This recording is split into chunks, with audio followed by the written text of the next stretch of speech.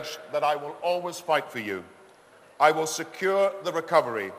Never put your livelihoods at risk. Always, always fight for your future. And with that same humility, I ask for your vote. And I ask you to vote not just for me, but to vote for yourself, to vote for your family, to vote for your future, and see Labour as your best home and your best hope. Please vote Labour tomorrow. Thank you all very much. Thank you very much. Thank you. Thank you very much. Thank you. Thank you. Questions? Do you have questions?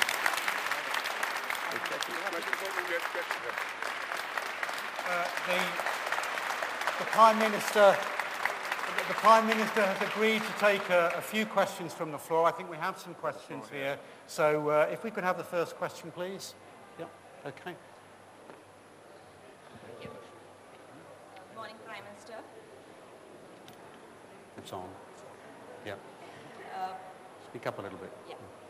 Good morning, Prime Minister. I'm Smita Dinesh, working for Alina Nanoceutics Limited, based in the IPI, University of Bradford. Pharma biotechnology is an important high-value industry. It requires high level of investment to bring product into the market. So how can the government support the transition from academic research to the spin-out company? Isn't it great to be in the University of Bradford, where you're making such pioneering breakthroughs in medical and science research? And the question, if you heard it, was how can we use the science that is invented here and apply it to new industries that will create jobs in our country? And I believe what Bradford University is doing with the Regional Development Agency, with the Business Department, and with the Science Research Council is absolutely vital for our future. Let me just tell you, 400,000 new jobs in low-carbon industries in the next 5 years because of the research that's being done in Britain and British universities. 100,000 new jobs in biotechnology in the next few years because of the research that is being done here and in other universities. And 500,000 new jobs in digital industries over the next 10 years because what have been done in research in this and in other universities around this country. And I believe the future jobs of Britain are built on the science and innovation and the creativity and genius that we see in this university and others. So I'm not a person who believes in an age of austerity. I believe in an age of opportunity and prosperity where, as our questioner has said, Britain will be able to sell its high value-added products and services, its technology-driven goods, its custom-built goods. They'll be able to sell them to the rest of the world.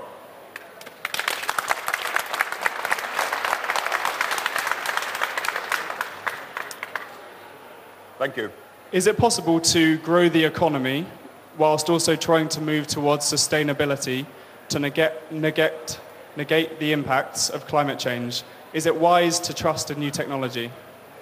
This is a question, if people can hear it, which is about whether we move to the low-carbon economy and at the same time can maintain growth in the normal way.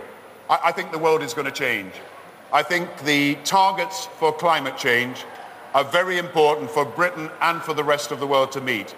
And I was at Copenhagen and disappointed, but 100 countries have now signed the national emission plans that they said they would. And therefore we are seeing movement in moving towards a low-carbon economy. What does it mean for Britain? The electric car, the hybrid car, renewable wind power, a new balance in energy. What does it mean for manufacturing? It means some of the greatest products will now be energy efficient and we'll be able to sell them to the world. What does it mean for our homes? It means our homes will be low carbon, lots of insulation and draft proofing, but also solar power and wind power as well.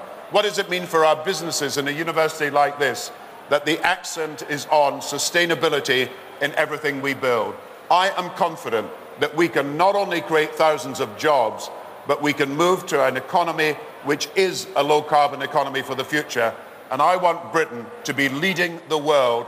As we led the world with the first Climate Change Act, we lead the world in delivering a low carbon economy. One more. Just one more, Prime Minister. Good morning.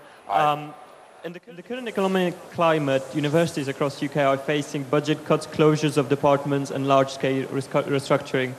My question is, how important do you think is the consultation with students about these processes, and how do you think students could be engaged in a dialogue between the universities?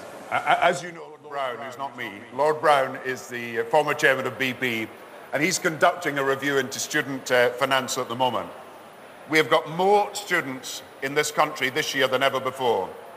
There will be 20,000 more students next year. The majority of students at British universities are now women for the first time, and that is a great achievement which is bringing about greater equality.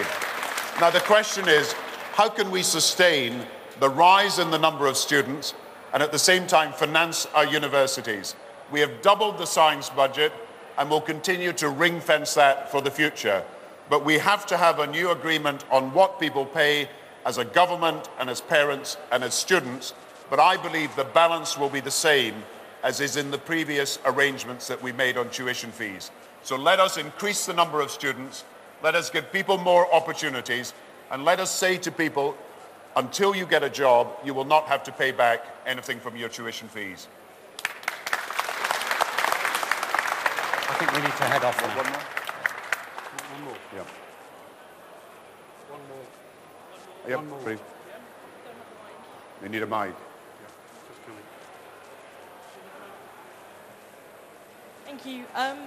I was just wondering, because there's been a lot of talk about fairness this election, and increasing the student numbers has meant that there are increasing numbers of internships. And I was just wondering whether you thought that this is becoming exploitative and is actually cutting people out, because it's asking people to work for free in places where they might not be able to afford to live without parent funding.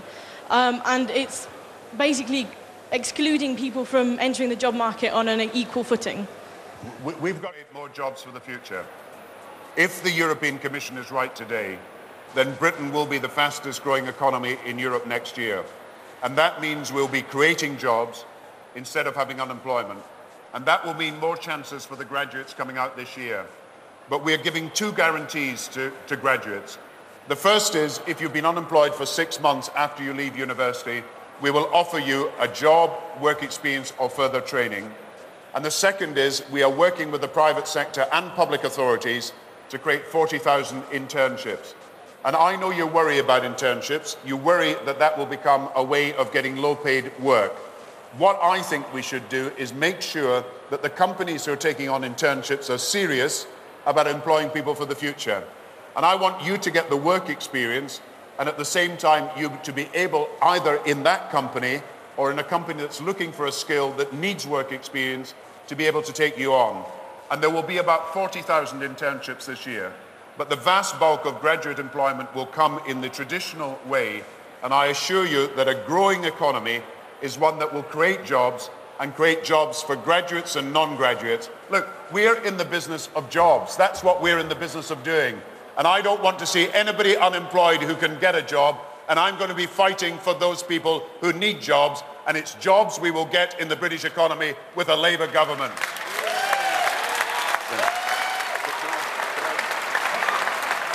Ladies and gentlemen,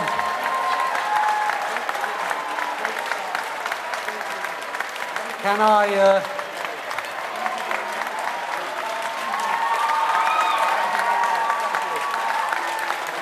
I formally thank the Prime Minister for coming to the university to speak to us today. He has a very busy schedule.